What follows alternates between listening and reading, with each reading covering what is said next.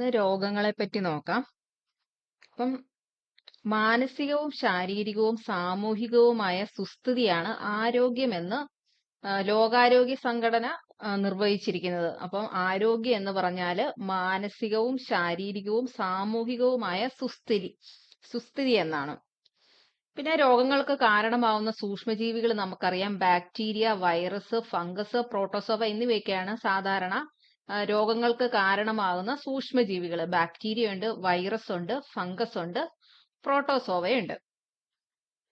വളരെ വേഗത്തിൽ പടർന്നു പിടിക്കുന്ന രോഗങ്ങൾ അറിയപ്പെടുന്നതാണ് എപ്പിഡമിക്. വളരെ വേഗത്തിൽ പടർന്നു പിടിക്കുന്ന രോഗങ്ങൾ അറിയപ്പെടുന്നത് എപ്പിഡമിക് എന്നാണ്. സമൂഹത്തിൽ വളരെ കാലങ്ങളായി നിലനിൽക്കുന്നതും പൂർണ്ണമായി തുടച്ചു മാറ്റാൻ കഴിയാത്തതുമായ രോഗങ്ങളാണ് എൻഡമിക്. സമൂഹത്തിൽ അപ്പൊ എൻഡമിക് എന്ന് പറഞ്ഞാൽ എന്താണ്?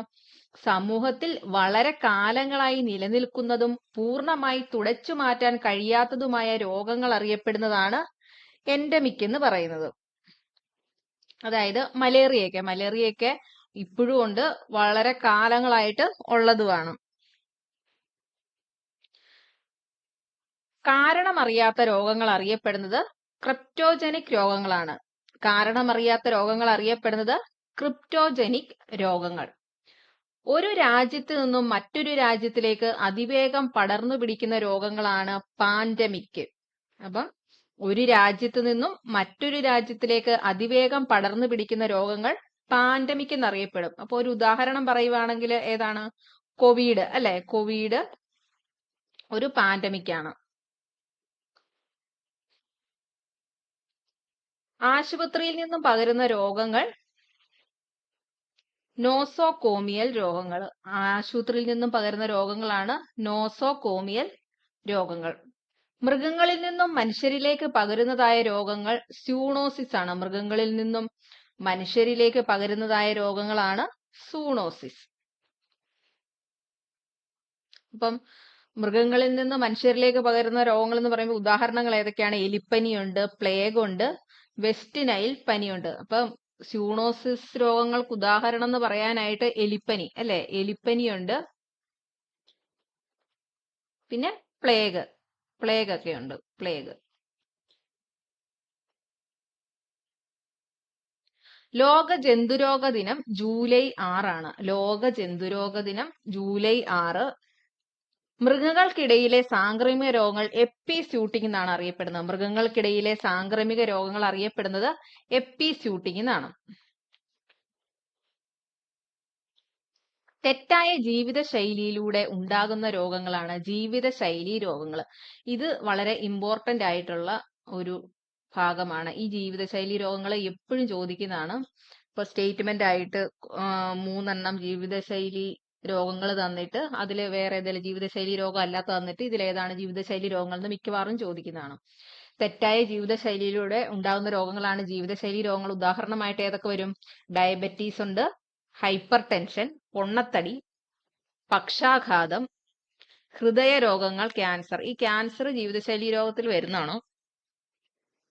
അതാണ് മിക്കവർക്കും ഒരു കൺഫ്യൂഷൻ ആയിട്ടുള്ളത്. അപ്പൊ ജീവിതശൈലി രോഗങ്ങളിൽ വരുന്നത് എന്തൊക്കെയാണ്? ഡയബറ്റീസ് ഉണ്ട്, ഹൈപ്പർ ടെൻഷൻ, പൊണ്ണത്തടി, പക്ഷാഘാതം, ഹൃദയരോഗങ്ങൾ, ക്യാൻസർ എന്നിവയൊക്കെ ജീവിതശൈലി രോഗങ്ങളിലാണ് വരുന്നത്. രോഗകാരികളായ സൂക്ഷ്മജീവികൾ ശരീരത്തിൽ പ്രവേശിക്കുന്നത് മൂലമുണ്ടാകുന്നതും ഒരാളിൽ നിന്ന് മറ്റൊരാളിലേക്ക് പകരുന്നതുമായ രോഗങ്ങളാണ് സാംക്രമിക രോഗങ്ങൾ. രോഗകാരികളായ സൂക്ഷ്മജീവികൾ ശരീരത്തിൽ പ്രവേശിക്കുന്നത് മൂലമുണ്ടാകുന്നതും ഒരാളിൽ നിന്ന് മറ്റൊരാളിലേക്ക് പകരുന്നതുമായ രോഗങ്ങളാണ് സാംക്രമിക രോഗങ്ങൾ. അപ്പൊ അങ്ങനെയുള്ള രോഗങ്ങൾക്ക് ഉദാഹരണം ഏതൊക്കെയാണ്? ഡെങ്കിപ്പനി, ചിക്കൻ ഗുനിയ, ക്ഷയം എന്നിവയൊക്കെ സാംക്രമിക രോഗങ്ങളാണ്. ഡെങ്കിപ്പനി, ചിക്കൻ ഗുനിയ, ക്ഷയം ഒക്കെ സാംക്രമിക രോഗങ്ങളാണ്.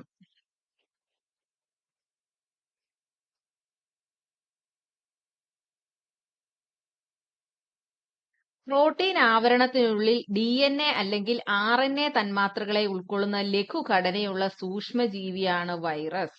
പ്രോട്ടീൻ ആവരണത്തിനുള്ളിൽ DNA അല്ലെങ്കിൽ RNA തന്മാത്രകളെ ഉൾക്കൊള്ളുന്ന ലഘുഘടനയുള്ള സൂക്ഷ്മജീവിയാണ് വൈറസ്. RNA ഉള്ള വൈറസുകൾ അറിയപ്പെടുന്നത് റിട്രോ വൈറസ് എന്നാണ്. റിട്രോ വൈറസ് ഇത് ഓർത്തു വെക്കുക. RNA 6 ലുണ്ട്, റിട്രോ വൈറസിലുണ്ട് 6 RNA റിട്രോ വൈറസ്. അപ്പൊ RNA ഉള്ള വൈറസുകൾ അറിയപ്പെടുന്നത് റിട്രോ വൈറസ് എന്നാണ്.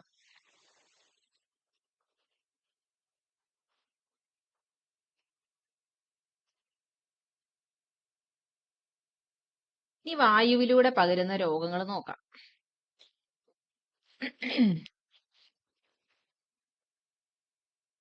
ക്ഷയം, അഞ്ചാം പനി, ഇൻഫ്ലുവൻസ, മുണ്ടിനീര്, വസൂരി, SARS, diphtheria, chickenpox, anthrax, ജലദോഷം എന്നിവയൊക്കെ വായുവിലൂടെ പകരുന്ന രോഗങ്ങളാണ്. ക്ഷയം, അഞ്ചാം പനി, ഇൻഫ്ലുവൻസ, മുണ്ടിനീര്, വസൂരി, SARS, diphtheria, chickenpox, anthrax, ജലദോഷം എന്നിവയെല്ലാം വായുവിലൂടെ പകരുന്ന രോഗങ്ങളാണ്. ജലത്തിലൂടെ പകരുന്ന രോഗങ്ങൾ ഏതൊക്കെയാണ്? കോളറ, ഹെപ്പറ്റൈറ്റിസ്, ടൈഫോയിഡ്, വയറുകടി, എലിപ്പനി, പോളിയോ മൈലറ്റിസ്. ജലത്തിലൂടെ പകരുന്ന രോഗങ്ങൾ ഏതൊക്കെയാണ്?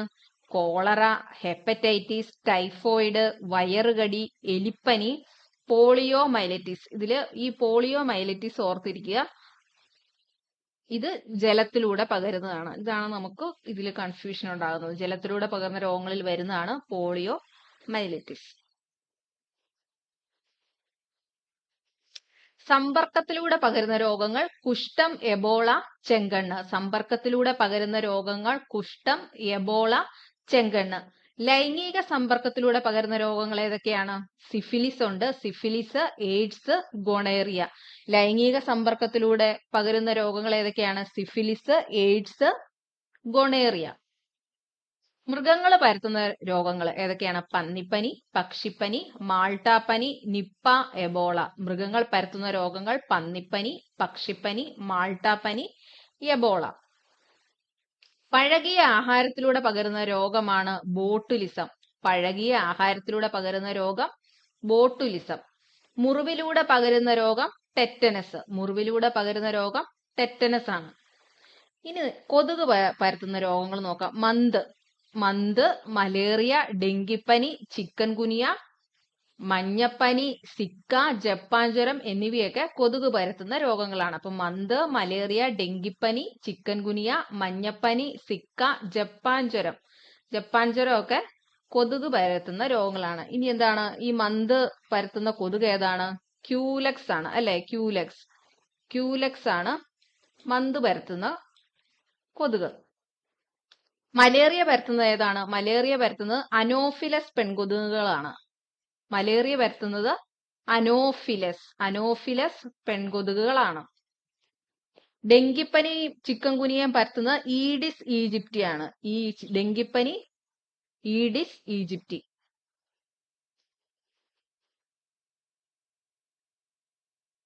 ഈഡിസ് ഈജിപ്റ്റി ആണ് ഡെങ്കിപ്പനി പരത്തുന്നത്. മഞ്ഞപ്പനിയും ഈഡിസ് ഈജിപ്റ്റി തന്നെയാണ്. മഞ്ഞപ്പനിയും ഈഡിസ് ഈജിപ്റ്റി തന്നെയാണ്. ജപ്പാൻ ജ്വരം കൊതുകെന്ന് മാത്രമേ ഉള്ളൂ. രോഗാണുവാഹകരായ കൊതുകുകൾ എന്നേ ഉള്ളൂ. സിക്ക രോഗം ഈഡിസ് ഈജിപ്റ്റി ഉണ്ട്. ഈഡിസ് ആൽബോ പിക്കറ്റസും ഉണ്ട്. ഈഡിസ് ഈജിപ്റ്റി ഉണ്ട്. Aedes Alba പിക്കറ്റിസ്.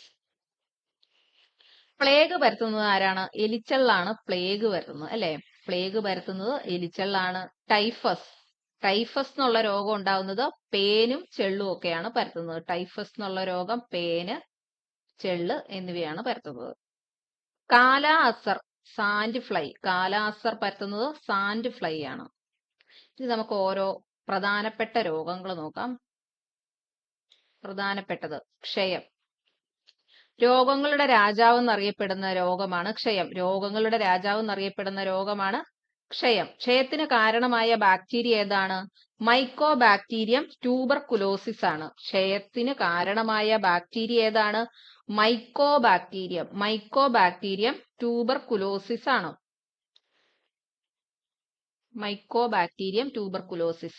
ക്ഷയരോഗം കണ്ടെത്തിയത് റോബർട്ട് കോച്ച്. ക്ഷയരോഗത്തിനെതിരെ ഉപയോഗിക്കുന്ന വാക്സിൻ BCG വാക്സിൻ. ക്ഷയരോഗത്തിനെതിരെ ഉപയോഗിക്കുന്ന വാക്സിൻ ഏതാണ്? BCG വാക്സിൻ ആണ്. BCG കുത്തിവയ്പ്പ് കുഞ്ഞിന് നൽകേണ്ടത് കുഞ്ഞ് ജനിച്ച ഉടനെയാണ്. BCG കുത്തിവയ്പ്പ് കുഞ്ഞിന് നൽകേണ്ടത് കുഞ്ഞ് ജനിച്ച ഉടനെയാണ്. ലോകാരോഗ്യ സംഘടനയുടെ കണക്ക് പ്രകാരം ഏറ്റവും കൂടുതൽ ആളുകൾ മരിക്കാൻ കാരണമാകുന്ന രോഗമാണ് ക്ഷയരോഗം. ലോകാരോഗ്യ സംഘടനയുടെ കണക്ക് പ്രകാരം ഏറ്റവും കൂടുതൽ ആളുകൾ മരിക്കാൻ കാരണമാകുന്ന രോഗം ക്ഷയരോഗമാണ്. ഏറ്റവും കൂടുതൽ ക്ഷയരോഗബാധിതരുള്ള രാജ്യം ഇന്ത്യയാണ്. ഏറ്റവും കൂടുതൽ ക്ഷയരോഗബാധിതരുള്ള രാജ്യം ഇന്ത്യയാണ്. ക്ഷയരോഗ ചികിത്സയ്ക്ക് ഉപയോഗിക്കുന്ന ആന്റിബയോട്ടിക് ആണ് സ്ട്രെപ്റ്റോമൈസിൻ. ക്ഷയരോഗ ചികിത്സയ്ക്ക് ഉപയോഗിക്കുന്ന ആന്റിബയോട്ടിക് ഏതാണ്? സ്ട്രെപ്റ്റോമൈസിൻ ആണ്. ക്ഷയരോഗത്തിന്റെ ലക്ഷണങ്ങൾ ശരീരത്തിന് ഭാരക്കുറവ് അനുഭവപ്പെടുക, ക്ഷീണം, ചുമ എന്നിവയൊക്കെയാണ്. ക്ഷയരോഗത്തിന്റെ ലക്ഷണങ്ങൾ എന്തൊക്കെയാണ്? ശരീരത്തിന് ഭാരക്കുറവ് അനുഭവപ്പെടുക, ക്ഷീണം, ചുമ എന്നിവയാണ്. ഇനി അത് ക്ഷയരോഗം എങ്ങനെയാണ് പകരുന്നത്? രോഗി ചുമയ്ക്കുമ്പോഴോ തുമ്മുമ്പോഴോ സംസാരിക്കുമ്പോഴോ രോഗാണുക്കൾ വായുവിലേക്കും മറ്റുള്ളവരിലേക്കും വ്യാപിക്കുന്നു. എങ്ങനെയാണ് ക്ഷയരോഗം പകരുന്നത്? രോഗി ചുമയ്ക്കുമ്പോഴോ തുമ്മുമ്പോഴോ സംസാരിക്കുമ്പോഴോ രോഗാണുക്കൾ വായുവിലേക്കും മറ്റുള്ളവരിലേക്കും വ്യാപിക്കുന്നു. ക്ഷയരോഗം ബാധിക്കുന്ന ശരീരഭാഗങ്ങൾ ഏതൊക്കെയാണ്? ശ്വാസകോശം, വൃക്കകൾ, അസ്ഥികൾ, അസ്ഥിസന്ധികൾ, മസ്തിഷ്കം. ക്ഷയരോഗം ബാധിക്കുന്ന ശരീരഭാഗങ്ങൾ ഏതൊക്കെയാണ്? ശ്വാസകോശം, വൃക്കകൾ, അസ്ഥികൾ, അസ്ഥിസന്ധികൾ, മസ്തിഷ്കം. മസ്തിഷ്കം ഓർത്തു വയ്ക്കുക. ക്ഷയരോഗം ബാധിക്കുന്നത് ശ്വാസകോശം, വൃക്കകൾ, അസ്ഥികൾ, അസ്ഥിസന്ധികൾ, മസ്തിഷ്കം എന്നിവയാണ്. ക്ഷയരോഗത്തിന് നൽകുന്ന ചികിത്സാരീതി ഡോട്ട്സ് ചികിത്സയാണ് ക്ഷയരോഗത്തിന്റെ ചികിത്സാരീതി. ഡോട്ട്സ് എന്ന് വെച്ചാൽ എന്താണ്? Directly observed treatment short course. DOTS എന്ന് വെച്ചാൽ എന്താണ്?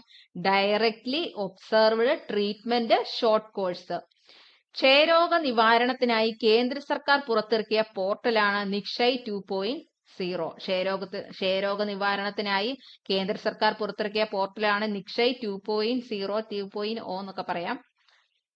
അപ്പൊ അത്രയാണ് ക്ഷയരോഗത്തെ കുറിച്ചുള്ളത്. അടുത്തത് സാർസ് നോക്കാം. സാർസിന്റെ ലക്ഷണങ്ങൾ: പനി, വിറയൽ, തലവേദന, പേശിവേദന, വരണ്ടതും ഉൽപാദനക്ഷമമല്ലാത്തതുമായ ചുമ, ശ്വാസതടസ്സം, ഹൈപ്പോക്സിമിയ എന്നിവയൊക്കെയാണ് സാർസിന്റെ ലക്ഷണങ്ങൾ എന്ന് പറയുന്നത്.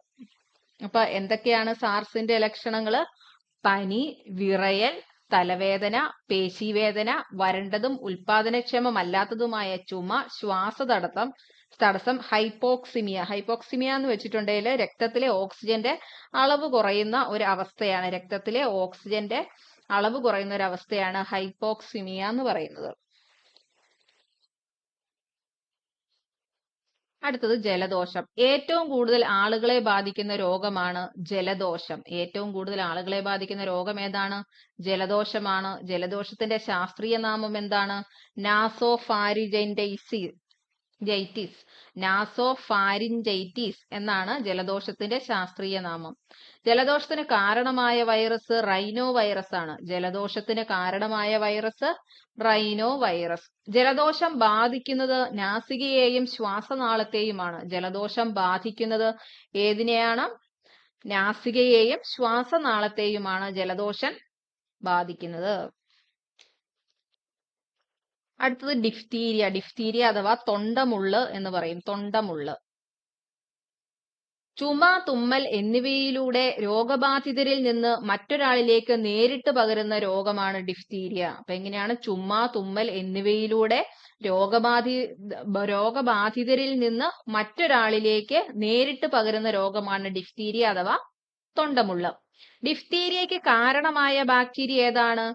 കൊറീനി ബാക്ടീരിയം ഡിഫ്തീരിയെ. ഡിഫ്തീരിയയ്ക്ക് കാരണമായ ബാക്ടീരിയ കൊറീനി ബാക്ടീരിയം ഡിഫ്തീരിയെ. മൂക്ക്, തൊണ്ട എന്നിവിടങ്ങളിലെ ശ്ലേഷ്മ സ്തരത്തെ ബാധിക്കുന്ന രോഗമാണ് ഡിഫ്തീരിയ. അപ്പൊ മൂക്ക്, തൊണ്ട എന്നിവിടങ്ങളിലെ ശ്ലേഷ്മ സ്തരത്തെ ബാധിക്കുന്ന രോഗമാണ് ഡിഫ്തീരിയ. പനി, തൊണ്ടവേദന, കഴുത്തിലെ ലിംഫ് ഗ്രന്ഥികളിൽ വീക്കം എന്നിവയാണ് ലക്ഷണങ്ങൾ. ഡിഫ്തീരിയയുടെ ലക്ഷണങ്ങൾ എന്തൊക്കെയാണ്? പനി, തൊണ്ടവേദന, കഴുത്തിലെ ലിംഫ് ഗ്രന്ഥികളിൽ വീക്കം എന്നിവയാണ് ലക്ഷണങ്ങൾ. ടോക്സിനുകളാൽ നശിപ്പിക്കപ്പെട്ട ശ്ലേഷ്മാവരണത്തിലെ കോശങ്ങൾ 2-3 ദിവസങ്ങൾക്കകം കട്ടിയുള്ള ചാരനിറമുള്ള ഒരു ആവരണം തൊണ്ടയിലുണ്ടാക്കുന്നു. ക്രമേണ മസ്തിഷ്കം, ഹൃദയം, വൃക്ക എന്നിവ തകരാറിലാകുന്നു. ഇപ്പൊ ഡിഫ്തീരിയ എങ്ങനെയാണ് ശരീരത്തിൽ പ്രവർത്തിക്കുന്നത്? ടോക്സിനുകളാൽ നശിപ്പിക്കപ്പെട്ട ശ്ലേഷ്മ ആവരണത്തിലെ കോശങ്ങൾ 2-3 ദിവസങ്ങൾക്കകം കട്ടിയുള്ള ചാരനിറമുള്ള ഒരു ആവരണം തൊണ്ടയിലുണ്ടാക്കുന്നു. ക്രമേണ മസ്തിഷ്കം, ഹൃദയം, വൃക്ക എന്നിവ തകരാറിലാകുന്നു.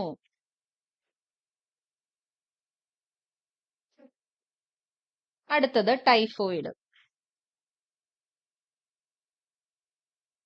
ടൈഫോയിഡ് എങ്ങനെയാണ് പകരുന്നത്?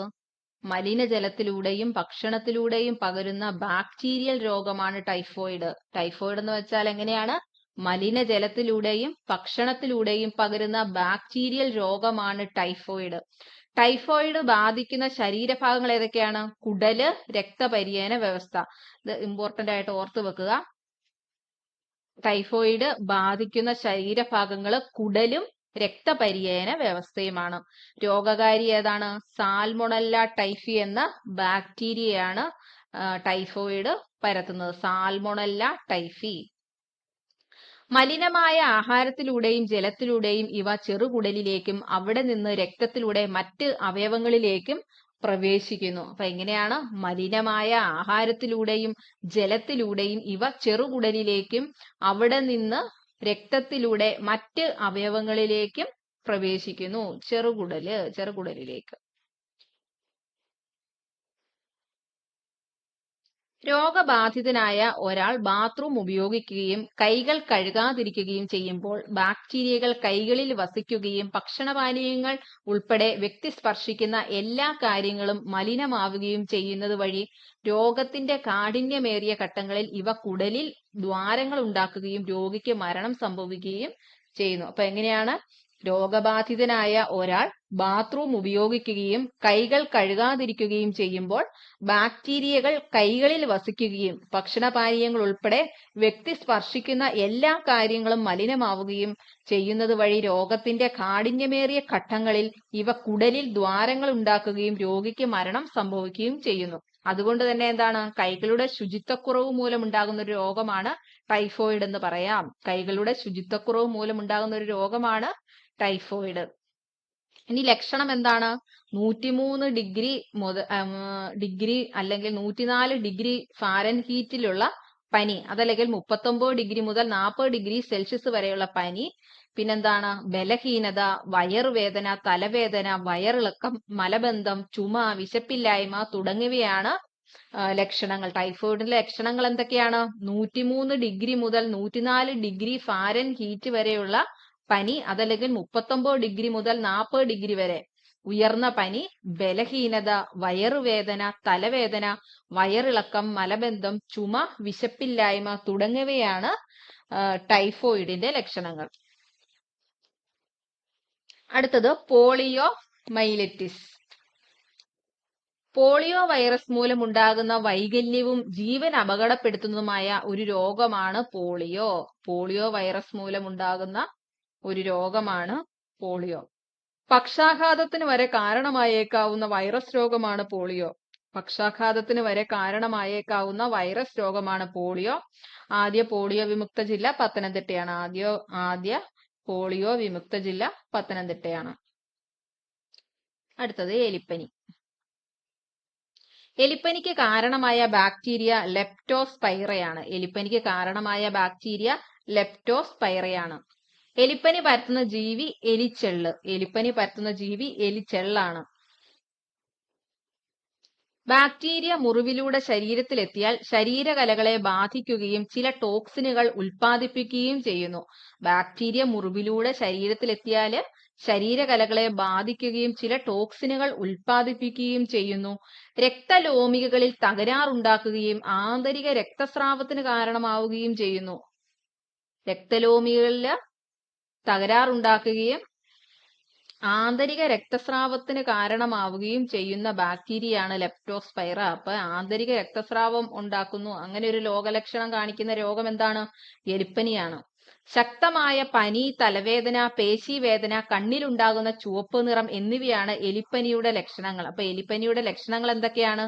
ശക്തമായ പനി, തലവേദന, പേശീവേദന, കണ്ണിലുണ്ടാകുന്ന ചുവപ്പ് നിറം എന്നിവയാണ് എലിപ്പനിയുടെ ലക്ഷണങ്ങൾ. അടുത്തത് കുഷ്ഠം. ഭൂമിയിലെ ഏറ്റവും പഴക്കം ചെന്ന രോഗമാണ് കുഷ്ഠം, അല്ലെ? ഭൂമിയിലെ ഏറ്റവും പഴക്കം ചെന്ന രോഗം കുഷ്ഠമാണ്.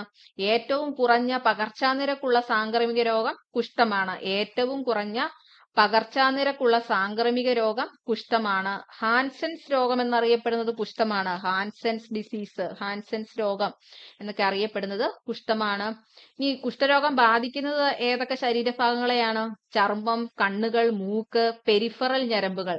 അപ്പൊ കുഷ്ഠരോഗം ബാധിക്കുന്നത് എന്തിനെയാണ്? ചർമ്മം, കണ്ണുകൾ, മൂക്ക്, പെരിഫറൽ ഞരമ്പുകൾ എന്നിവയൊക്കെയാണ് കുഷ്ഠം ബാധിക്കുന്നത്.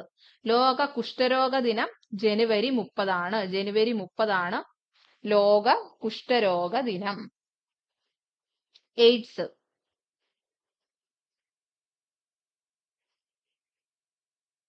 എയ്ഡ്സ് എന്ന് വെച്ചാൽ എന്താണ്?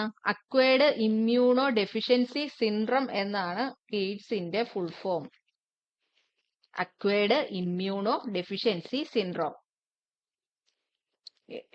അതൊരു വൈറസ് രോഗമാണ്, അല്ലെ? എയ്ഡ്സ് എന്ന് പറയുന്നത് ഒരു വൈറസ് രോഗമാണ്.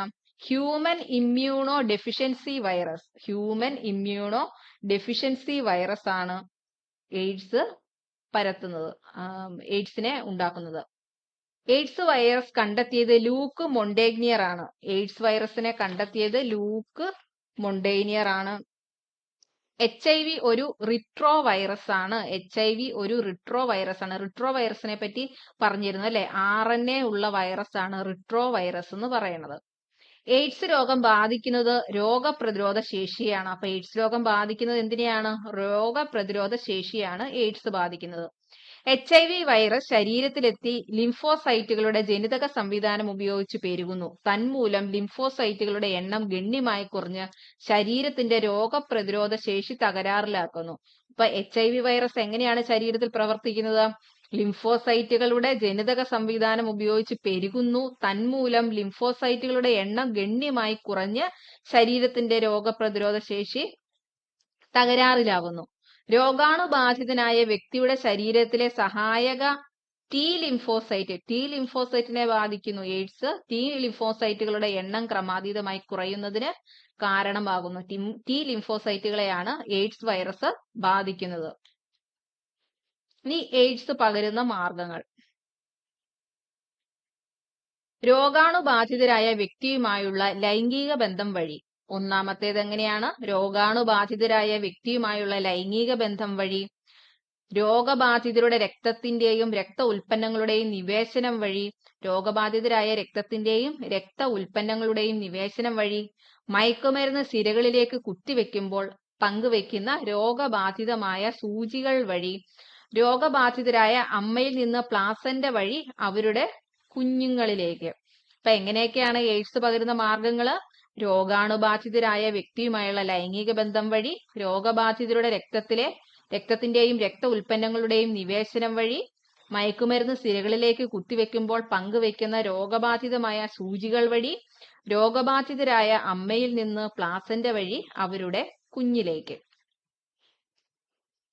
എയ്ഡ്സ് തിരിച്ചറിയാനായി നടത്തുന്ന പ്രാഥമിക പരിശോധനയാണ് എലീസ ടെസ്റ്റ്. എയ്ഡ്സ് തിരിച്ചറിയാനായി നടത്തുന്ന പ്രാഥമിക പരിശോധനയാണ് എലീസ ടെസ്റ്റ്. സ്ഥിരീകരണത്തിനായിട്ട് നടത്തുന്ന ടെസ്റ്റ് ഏതാണ്? വെസ്റ്റേൺ ബ്ലോട്ട് ടെസ്റ്റ് ആണ്. എയ്ഡ്സ് സ്ഥിരീകരണത്തിനായിട്ട് നടത്തുന്ന ടെസ്റ്റ് വെസ്റ്റേൺ ബ്ലോട്ട് ടെസ്റ്റ് ആണ്. തെരഞ്ഞെടുക്കപ്പെട്ട സർക്കാർ ആശുപത്രികളിലൂടെ എയ്ഡ്സ് രോഗികൾക്ക് ചികിത്സ നൽകുന്ന പരിപാടിയാണ് ആർട്ട് ആന്റി റിട്രോവൈറൽ ട്രീറ്റ്മെന്റ്. തെരഞ്ഞെടുക്കപ്പെട്ട സർക്കാർ ആശുപത്രികളിലൂടെ എയ്ഡ്സ് രോഗികൾക്ക് ചികിത്സ നൽകുന്ന പരിപാടിയാണ് ആന്റി റിട്രോവൈറൽ ട്രീറ്റ്മെന്റ്. ലോക എയ്ഡ്സ് ദിനം ഡിസംബർ 1. ലോക എയ്ഡ്സ് ദിനം ഡിസംബർ 1. അടുത്തത് ഹെപ്പറ്റൈറ്റിസ്. ഹെപ്പറ്റൈറ്റിസ് രോഗം ബാധിക്കുന്ന അവയവം കരളാണ്. ഹെപ്പറ്റൈറ്റിസ് ബാധിക്കുന്നത് കരളിനെയാണ്. കരളിനെ ബാധിക്കുന്ന അസുഖമാണ് ഹെപ്പറ്റൈറ്റിസ്. വൈറസുകൾ മൂലമോ അമിത മദ്യപാനം മൂലമോ ഉണ്ടാകുന്ന രോഗമാണ് ഹെപ്പറ്റൈറ്റിസ്. അപ്പൊ ഏതൊക്കെ രീതിയിൽ ഹെപ്പറ്റൈറ്റിസ് ഉണ്ടാവാം, വൈറസുകൾ മൂലം ഉണ്ടാകാം, അമിത മദ്യപാനം മൂലം ഉണ്ടാകാം. പ്രധാന ലക്ഷണം കരൾ വീക്കമാണ്. അപ്പൊ ഹെപ്പറ്റൈറ്റിസിന്റെ പ്രധാന ലക്ഷണം എന്താണ്? കരൾ വീക്കമാണ്. ഹെപ്പറ്റൈറ്റിസ് രോഗത്തിന്റെ ബാഹ്യ ലക്ഷണം ശ്ലേഷ്മ സ്തരത്തിലും കണ്ണിന്റെ വെള്ളയിലും നഖത്തിലും ഉണ്ടാകുന്ന കടും മഞ്ഞ നിറമാണ്. ഹെപ്പറ്റൈറ്റിസ് രോഗത്തിന്റെ ബാഹ്യ ലക്ഷണം എന്ന് പറയുന്നത് ശ്ലേഷ്മ സ്തരത്തിലും കണ്ണിന്റെ വെള്ളയിലും നഖത്തിലും ഉണ്ടാകുന്ന കടും മഞ്ഞ നിറം. മഞ്ഞ നിറത്തിന് കാരണം കരൾ ഉൽപ്പാദിപ്പിക്കുന്ന പിത്തരസത്തിന്റെ പ്രവാഹം തടയപ്പെടുന്നത് വഴി പിത്തരസത്തിലെ ബിലിറൂബിൻ എന്ന വർണ്ണവസ്തുവിന്റെ അളവ് രക്തത്തിൽ കൂടുന്നു. അപ്പൊ മഞ്ഞ നിറം നൽകുന്നത് എന്താണ്? ബിലിറൂബിൻ അല്ലെ. മഞ്ഞ നിറത്തിന് കാരണം കരൾ ഉൽപ്പാദിപ്പിക്കുന്ന പിത്തരസത്തിന്റെ പ്രവാഹം തടയപ്പെടുന്നത് വഴി പിത്തരസത്തിലെ ബിലിറൂബിൻ എന്ന വർണ്ണവസ്തുവിന്റെ അളവ് രക്തത്തിൽ കൂടുന്നു. ഹെപ്പറ്റൈറ്റിസ് രോഗം ബാധിക്കുന്നത് മലിനമായ ആഹാരവും ജലവും രോഗിയുടെ രക്തഘടകങ്ങൾ, വിസർജ്യ വസ്തുക്കൾ എന്നിവയിലൂടെയാണ്. അപ്പൊ ഇതെങ്ങനെയാണ് ബാധിക്കുന്നത്?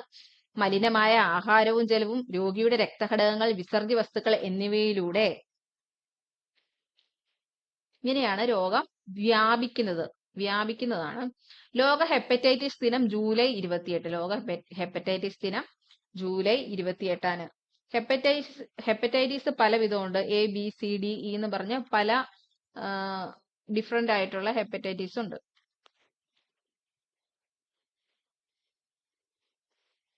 അടുത്തത് ഗൊണേറിയ. സുരക്ഷിതമല്ലാത്ത ലൈംഗിക ബന്ധത്തിലൂടെ പകരുന്ന രോഗമാണ് ഗൊണേറിയ. സുരക്ഷിതമല്ലാത്ത ലൈംഗിക ബന്ധത്തിലൂടെ പകരുന്ന രോഗമാണ് ഗൊണേറിയ. നൈസീറിയ ഗൊണേറിയ എന്ന ബാക്ടീരിയയാണ് ഈ രോഗം പരത്തുന്നത്. നൈസീറിയ ഗൊണേറിയ എന്ന ബാക്ടീരിയയാണ് ഈ രോഗം പരത്തുന്നത്. സ്ത്രീകളിലെയും പുരുഷന്മാരിലെയും പ്രത്യുൽപാദന ഭാഗങ്ങൾ, വിസർജന അവയവങ്ങൾ, തൊണ്ട, കണ്ണ് എന്നിവിടങ്ങളിലാണ് ഇത് പ്രധാനമായും ബാധിക്കുന്നത്. അതായത് പെൽവിക് റീജിയൻ. സ്ത്രീകളിലെയും പുരുഷന്മാരിലെയും പ്രത്യുൽപാദന ഭാഗങ്ങൾ അഥവാ പെൽവിക് റീജിയനിലാണ്. പിന്നെ തൊണ്ട, കണ്ണ് എന്നിവിടങ്ങളിലും ഇത് പ്രധാനമായിട്ടും ബാധിക്കുന്നു. അടുത്തത് മന്ത്. വിരകൾ മുഖേന ഉണ്ടാകുന്ന പ്രധാന രോഗമാണ് മന്ത്. മന്ത് എങ്ങനെ ഉണ്ടാകുന്നതാണ്? വിരകൾ മൂലം ഉണ്ടാകുന്ന ഒരു രോഗമാണ് മന്ത്. മന്ത് പരത്തുന്ന കൊതുക് ക്യൂലെക്സ് പെൺകൊതുകുകളാണ്. മന്ത് പരത്തുന്ന ആരാണ്? ക്യൂലെക്സ് പെൺകൊതുകുകളാണ്.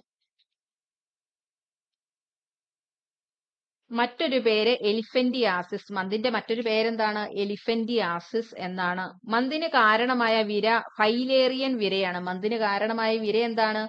ഫൈലേറിയൻ വിരയാണ്. മന്ത് ബാധിക്കുന്നത് എവിടെയാണ്?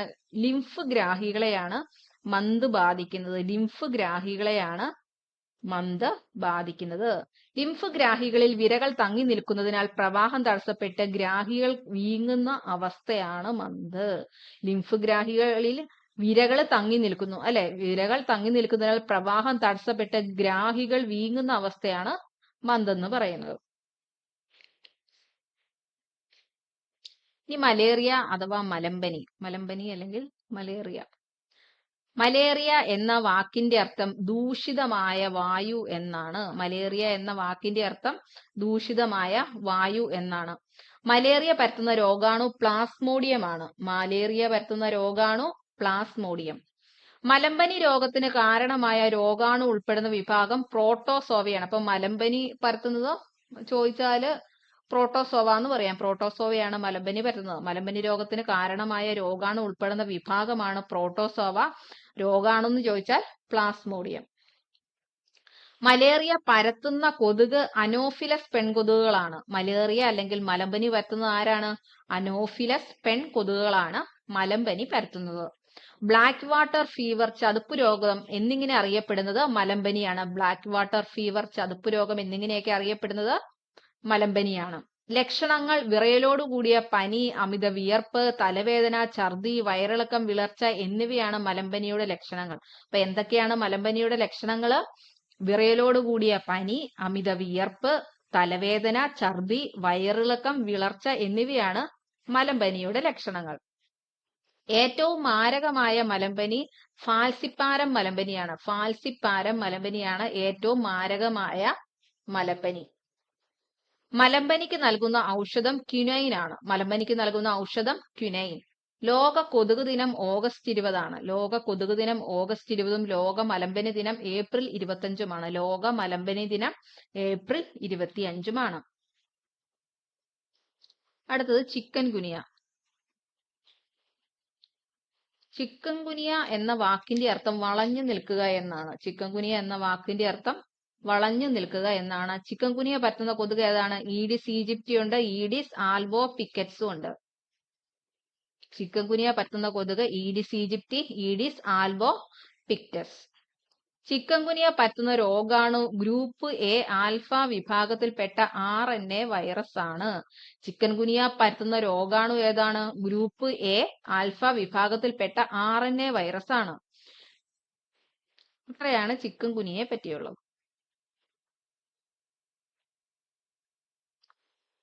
കൽക്കരി ശ്വസിക്കുന്നത് വഴി ഉണ്ടാകുന്ന രോഗമാണ് ന്യൂമോകോണിയോസിസ്.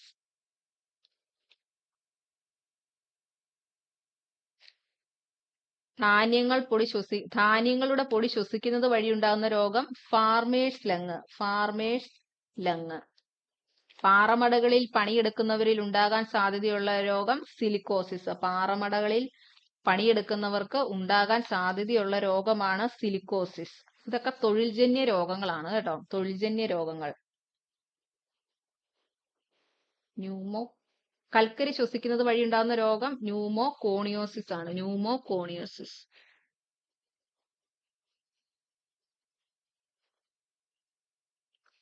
സിങ്ക്, മൈക്ക, സ്വർണ്ണഖനി തൊഴിലാളികൾക്ക് ഉണ്ടാകുന്ന രോഗമാണ് സിലിക്കോസിസ്.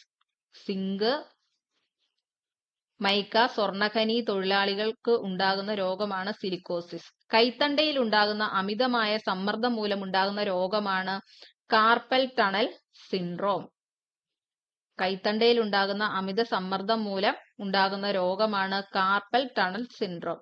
വാദം, റുമാറ്റിസം, ആർത്രൈറ്റിസ് എന്നിവ ബാധിക്കുന്നത് അസ്ഥിസന്ധികളെയാണ്. വാദം, റുമാറ്റിസം, ആർത്രൈറ്റിസ് എന്നിവ ബാധിക്കുന്നത് അസ്ഥിസന്ധികളെയാണ്. അപ്പൊ ഒന്നുകൂടി പറയാം, കൽക്കരി ശ്വസിക്കുന്നത് വഴി ഉണ്ടാകുന്ന രോഗമാണ് ന്യൂമോകോണിയോസിസ്. ന്യൂമോകോണിയോസിസ് ആണ് കൽക്കരി ശ്വസിക്കുന്നത് വഴി ഉണ്ടാകുന്ന രോഗം. ധാന്യങ്ങളുടെ പൊടി ശ്വസിക്കുന്നത് വഴി ഉണ്ടാകുന്ന രോഗം ഫാർമേഴ്സ് ലങ്. ധാന്യങ്ങളുടെ പൊടി ശ്വസിക്കുന്നത് മൂലം ഉണ്ടാകുന്ന രോഗമാണ് ഫാർമേഴ്സ് ലങ്. പാറമടകളിൽ പണിയെടുക്കുന്നവരിൽ ഉണ്ടാകാൻ സാധ്യതയുള്ള രോഗമാണ് സിലിക്കോസിസ്. പാറമടകളിൽ പണിയെടുക്കുന്നവരിൽ ഉണ്ടാകാൻ സാധ്യതയുള്ളത് സിലിക്കോസിസ്. സിങ്ക്, മൈക്ക, സ്വർണ്ണഖനി തൊഴിലാളികൾക്കുണ്ടാകുന്ന രോഗമാണ് സിലിക്കോസിസ്. കൈത്തണ്ടയിൽ ഉണ്ടാകുന്ന അമിതമായ സമ്മർദ്ദം മൂലം ഉണ്ടാകുന്ന രോഗമാണ് കാർപ്പൽ ടണൽ സിൻഡ്രോം. വാദം, റുമാറ്റിസം, ആർത്രൈറ്റിസ് എന്നിവ ബാധിക്കുന്നത് അസ്ഥിസന്ധികളെയാണ്. അപ്പൊ ഇത്രയാണ് പ്രധാനപ്പെട്ട രോഗങ്ങൾ.